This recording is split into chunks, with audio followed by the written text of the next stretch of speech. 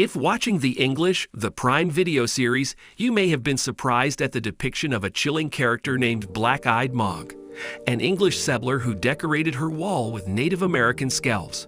Her portrayal begs the question of whether this was common practice in the battle for domination by European settlers over Native American indigenous peoples of North America. Scalping has become part of popular imagination when it comes to Native Americans in North America, while the archaeological record has provided ample evidence of scalping from prehistoric sites. Scalping was frequently described by early European settlers and explorers, including the French Jacques Cartier, who is credited with naming Canada. These early records attest to complex scalping customs on the eastern coast of North America, including scalp dances, scalp preparation, and the use of scalps as war trophies. It appears that scalping was part and parcel of intertribal warfare in some areas, where the aim was to take the scalps of enemies killed in battle or within enemy territory. The verb to scalp was first coined in American English in 1675 during the bloody conflict known as King Philip's War, fought between the indigenous and European colonists of New England in modern-day northeastern United States.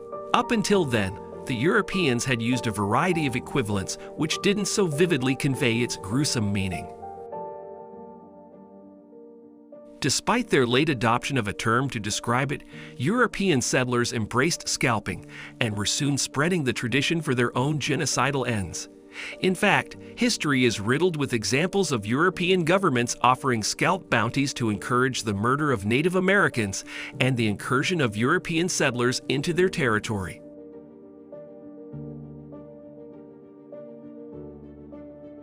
One example is highlighted in Bounty, a documentary film produced by members of the Penobscot Nation.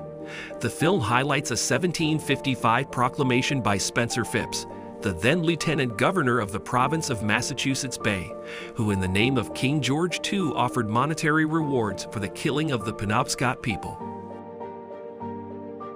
For every male Indian prisoner above the age of 12 years, 50 pounds. For every male Indian scalp brought in as evidence of their being killed, 40 pounds. For every scalp of such female Indian or male Indian under 12 years of age, 20 pounds. And if you think this was an unusual occurrence, think again. According to the filmmakers, the first known colonial scalping order was issued in 1675, but their research has uncovered over 70 other proclamations encouraging the killing of Native Americans in New England alone.